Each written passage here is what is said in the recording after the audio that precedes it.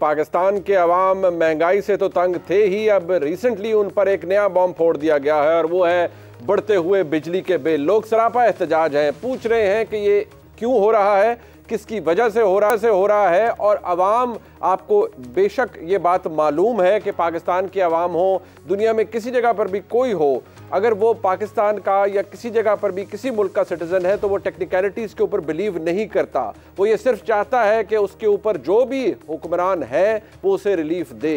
लोग एक्सेप्ट करने के लिए तैयार नहीं है कि जो हुकूमत आती है वो जिम्मा पिछली हुकूमत पर डाल देती है और पिछली हुकूमत अपने से पिछली हुकूमत पर जिम्मा डाल देती है। आज जो हालात हैं वो अबतर है, लोग एहतजाज कर रहे हैं और ये एहतजाज रुक नहीं रहा। लोग सड़कों पर हैं, बिजली के जो दफातर हैं उनके ऊपर हमले कर रहे हैं, एहतजाज कर रहे हैं और इन दफातर को अपनी सिक्योरिटी के लिए पुलिस को तलब करना पड़ रहा है। अगर कोई मीटर काटने जाता है तो उसकी पिटाई कर दी जाती है। लोग ये कह रहे हैं कि जो कारोबारी लोग हैं उनकी आमदन से ज़्यादा उनके बिजली के बिल आ रहे हैं। जो घरेलू सार्फिन है वो भी सर पर हाथ रख के रो रहे हैं। इसका जिम्मेदार कौन है?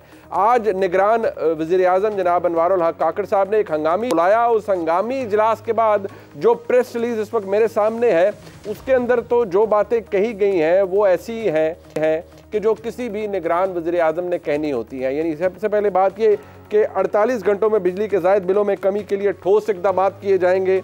इसके ऊपर ब्रीफिंग वज़ीर-ए-आज़म को दी गई। ठोस इक़दाम क्या हैं अभी हम नहीं बता सकते।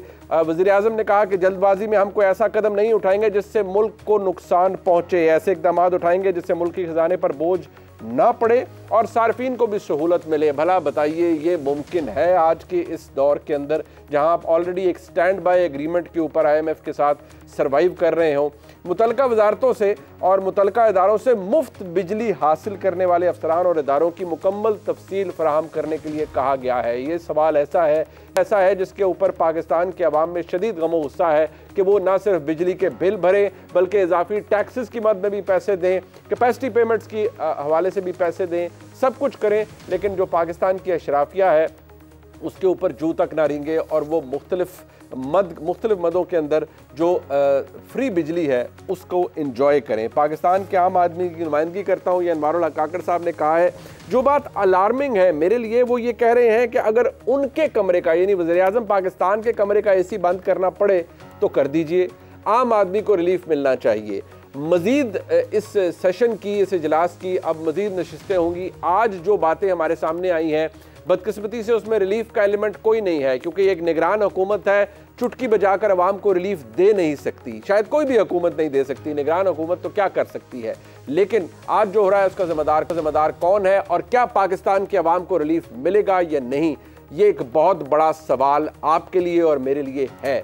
लेकिन सबसे पहले मैं आपके सामने रखना चाहूँगा कि पाकिस्तान के अवाम की आज क्या है। फिर ये भी बात आपके सामने रखेंगे। आज एक बड़ी ओपन माइंडेड किस्म की डिस्कशन करेंगे कि उसके अंदर ये कम से कम मैं कोशिश करूँगा कि हम ये हाईलाइट कर सकें कि क्या लोगों को मीठी गोली ही देनी पड़ेगी या वाकई लोग तैयार हैं कि जो क्रूड फैक्ट्स हैं वो लोगों के सामने रखे जाएं और रिलीफ वाकई मिलना बहुत मुश्किल है। लेकिन पहले पाकिस्तान की अवाम का सेंटिमेंट। कीमतों में दिन ब दिन जो इजाफा हो रहा है, ये एक ऐसा अमल इन हुकूमत ने शुरू किया है जो प्रीवियस गवर्नमेंट है कि इन गरीब गुरबा आदमियों को मार दिया जाए। ये सब गरीब मस्कीन लोग जो हैं तो परेशान हैं, हर चीज़ से परेशान है। गरीब बंदे को कोई पूरी नहीं पड़ती, किराए पूरे नहीं होते, बिल हैं जो है तो वो बिल जो है तो वो दाखिल नहीं कर सकते। पेट्रोल और बिजली वो तो अल्लाह ही हाफिज है मेरे भाई। अल्लाह हम पे करम करे और उन पर करम करे। IMF से जो मामला हो रहे हैं उसके अंदर तो गरीब आदमी तो पूरा ही हो रहा है। और बिजली गैस तो हमारे लिए तो वो तो वबाले जान बन गया है। एक घर में एक पंखा चले 20,000 बिल आए। गरीब आदमी, ये मेरे छोटे छोटे बच्चे हैं 3, ये किधर जाए? इनको हम कहाँ से खिलाएं? हमारे लिए तो जीना मुश्किल हो गया। बिजली बहुत महंगी हो गई है। बिजली का बिल जो है ना, पूरे महीने की जो हमारी सैलरी है वो चली जाती है बिजली में। पेट्रोल डीजल भी बहुत महंगा है, गाड़ी भी रोकी हुई है। महंगाई पे हुकूमत से यही मुतालिबा है कि मतलब चीज़ें सस्ती करे। सूरत हाल जो है ये मसनूई है और पैदा करदा है। IMF से आप जब कर्जा लेते हैं तो वो अपनी कुछ पॉलिसीज़ जो है वो इम्पोज करने की कोशिश करता है, जिसको हमारे जो सियासतदान हैं वो ठीक तरीके से डील नहीं कर पाते। ये महंगाई नहीं है, लोग ऐसे खुशफहमी में मुब्तला हैं कि महंगाई हो गई है, ऐसे गलत बयानी करते हैं, ये तबाही है। आपने अवाम के सेंटिमेंट सुने, सैम्पल साइज है, मैं हमेशा कहता हूँ, लेकिन क्या पाकिस्तान की अवाम को रिलीफ मिल सकता है या नहीं? साबिक वज़ीर ख़ज़ाना डॉक्टर मिफ्ता इस्माइल साहब हमारे साथ मौजूद हैं। मिफ्ता साहब बहुत शुक्रिया। अब आपने ये प्रेस रिलीज तो देख ली होगी, नथिंग न्यू फॉर यू, क्योंकि आप कैबिनेट के अंदर खुद भी रहे हैं, आपको पता है डिस्कशंस क्या होती हैं, और बीइंग फॉर्मर फाइनेंस मिनिस्टर आपको पता है कि पैनिक मोड क्या होता है। निगरान हुकूमत है ये। सबसे पहले तो मुझे ये बताइए कि यार निगरान हुकूमत जो भी इख्तियार उनके पास है या जो भी हालात है, कोई रिलीफ दे भी सकती है अवाम को आपके नज़दीक? मुनीब भाई शुक्रिया आपका। देखें, ये इस वक्त निगरान हुकूमत हो या कोई सियासी हुकूमत हो, परमानेंट हुकूमत हो, इस वक्त जो रिलीफ दे सकती है उसके हाथ बहुत बंधे हुए हैं। बिल्कुल वो थोड़ा बहुत जो है वो टैक्सेशन को कम कर सकती है, कुछ चीज़ों को डिले कर सकती है, वो बिल्कुल ये कर सकती है, लेकिन for the most part given कि IMF का आपका एग्रीमेंट है और स्टैंड बाय एग्रीमेंट है, और गिवन कि आपने टैरिफ के वादे करे हुए हैं, आपने सर्कुलर डेट कम करने के वादे करे हुए हैं, आपने टैक्सेस के वादे करे हुए हैं, तो बहुत कम रूम है हुकूमत के पास।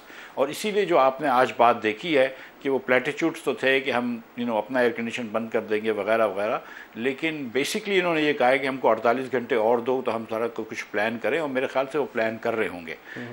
ये बात तो जाहिर है कि मुनीब भाई जो आप कह रहे थे कि निगरान हुकूमत को तो आए हुए अभी 8 दिन हुए हैं, 10 दिन, तो वो तो जिम्मेदार नहीं है, लेकिन जिम्मेदार इसके तमाम हुकूमतें हैं। तमाम जो समझ लीजिए कि जो IPP की पहली पॉलिसी थी 1994 से लेकर अब तक जो भी हुक्मरान रहे हैं, या कम से कम इस सदी में जो हुक्मरान रहे हैं, मुशर्रफ साहब से लेकर तीनों सियासी पार्टियां, वो सारे ज़िम्मेदार हैं। हम सब इसके ज़िम्मेदार हैं कि जहां आज हमने अपनी कौम को खड़ा कर दिया है कि जो बेचारे अगर बिजली का बिल भरते हैं तो बच्चों को खाना खिलाने से महरूम रहते हैं। ठीक, मिफ्ता साहब एक बात है, अब ये 94 की पॉलिसी हो, 2002 की हो, आप जब मियां नवाज शरीफ साहब का 2013 के बाद दौर आया और उसके ऊपर PMLN पूरी ये कैंपेन भी उन्होंने की, एंड राइटली सो कि बिजली घर बने, बिजली पैदावार उसकी बहुत बड़ी, तकरीबन 17,000 वाट हमने ऐड किया नेशनल ग्रिड के अंदर, बड़ा ज़बरदस्त हुआ। लेकिन मेरी मुलाकात उन दिनों में भी पाकिस्तान के एक नामवर बिजनेसमैन से हुई, उनका गालिबन अपना शायद कोई बिजली घर भी होगा, एक बहुत बड़ी शख्सियत है।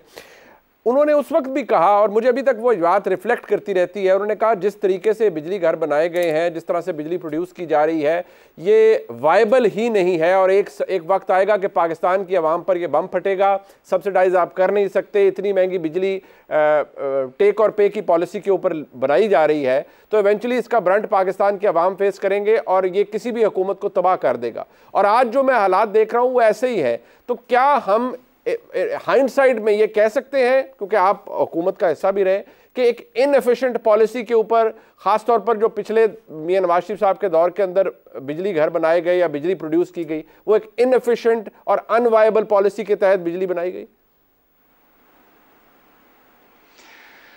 मुनीब भाई, इनएफिशिएंट तो बिल्कुल पॉलिसी नहीं थी मेरे ख्याल से, और उस वक़्त जो पाकिस्तान में कोई 500-600 अरब रुपए का सर्कुलर डेट था, और क्योंकि हम पेमेंट नहीं कर रहे थे तो मियां नवाज शरीफ की हुकूमत आने के बाद कोई भी हाथ नहीं पकड़ रहा था, न मगरबी ममालिक, न यूरोपियन ममालिक, और सिर्फ चाइना ने आके बिजली लगाई। एक दो चीज़ें ऐसी हुई कि ऐसे ही जैसे हमने बिजली घर लगाए थर्मल ऑयल के, सॉरी ये LNG के और कोल के, उसके बाद से सोलर और जो पंखे की बिजली है उसके बाद बड़ी सब्सटेंशियली सस्ती हुई है। उससे पहले वो भी महंगी थी तो वो वायबल नहीं थी। एक तो ये दूसरी चीज़ हुई है। दूसरी जो एक चीज़ हमको देखनी होती है वो एक्सटर्नल वायबिलिटी होती है कोई भी प्रोजेक्ट का, कि हम कोई भी प्रोजेक्ट लगा रहे हैं, क्या उससे इतने डॉलर्स जनरेट होंगे जिनसे हम डॉलर्स दे सकेंगे। तो ये जो बिजली घर थे, आप देखें हमने 12,000 मेगावाट से 25,000 मेगावाट ले गए, लेकिन ये जब हमने बिजली डबल करी तो क्या पाकिस्तान में इंडस्ट्रियल प्रोडक्शन डबल हुई? Answer is no. क्या पाकिस्तान में एक्सपोर्ट डबल हुई? Answer is no. तो जब आपका एक्सपोर्ट डबल नहीं होगा, आपकी इंडस्ट्रियल प्रोडक्शन डबल नहीं होगी, इसका मतलब है कि ना आपकी GDP दर बढ़ रही है खातिर ख्वाह, ना आपका एक्सपोर्ट का डॉलर बढ़ रहा है जिससे कि आप इम्पोर्टेड फ्यूल खरीद सकें, तो फिर आप क्राइसिस में जाते हैं। तो ये चीज़ हमको देखनी चाहिए कि वो जो बिजली घर आपने लगाए उससे तो आपने सिर्फ शादी हॉलों को चरागाह किया है, उससे तो आपने बस मतलब ये कि मतलब होटलों पे बत्तियां दी हैं, आपने उससे इंडस्ट्री तो नहीं लगाई। तो एक तो ये एक तो ये, और दूसरा ये कि हर प्रोजेक्ट की फौरन वायबिलिटी देखनी चाहिए कि ये जो प्रोजेक्ट पे खर्चा कर रहे हैं इसके हम, चलो प्रोजेक्ट पॉजिटिव होगा, रुपए में पॉजिटिव होगा, लेकिन क्या डॉलर में भी ये पॉजिटिव है कि नहीं है। और फिर ये होता है कि देखें जब अपनी के पैसे लगे होते हैं ना आदमी के, तो वो सारा 20-30 साल की सोचता है। जब बेनज़ीर भुट्टो साहब ने 94 में वो लगाए पीपल्स पार्टी की हुकूमत ने, तो उन्होंने फर्नेस ऑयल पर लगा लिया। जब 12 उसके बाद 2008 से 2013 के दरमियान, उससे पहले भी डीजल पे बिजली चलती थी। जो मुशर्रफ साहब के ज़माने में बिजली के घर लगे हैं वो डीजल पे चलते थे, हालांकि वो उसमें ड्यूल फ्यूल था। और डीजल तो अमेरिका, जर्मनी, सऊदी अरब अफोर्ड नहीं कर सकते। फिर जब मुस्लिम लीग आई तो उन्होंने पहले तो डीजल से जान छुड़वाई, लेकिन फिर जब उन्होंने फर्नेस और LNG लगाई और हमने कुछ LNG ली जिस पे इतनी हमें गालियां पड़ी, तो फिर LNG इतनी महंगी हो गई कि आप LNG पे भी नहीं कर सके। अब लोग कह रहे हैं कि चलो यार अब लोकल कोल पे ही लगा लें। सो अगर किसी के अपने पैसे लगे होते हैं ना तो you have a better strategic vision. लेकिन हमने कभी प्राइवेटाइजेशन की तरफ नहीं गए। हम कभी ये कहते हैं कि हम मुश्किल फैसले करते हैं, लेकिन मुश्किल फैसले तो ये होते हैं कि हम लॉबीज को टेक ऑन करें, प्राइवेटाइज करें, उसके अंदर एफिशिएंसीज लाएं। आज तक हमने 1% की 18% पिछले 8 साल से है TND लॉसेस, हम उसको 1% कम नहीं कर सके।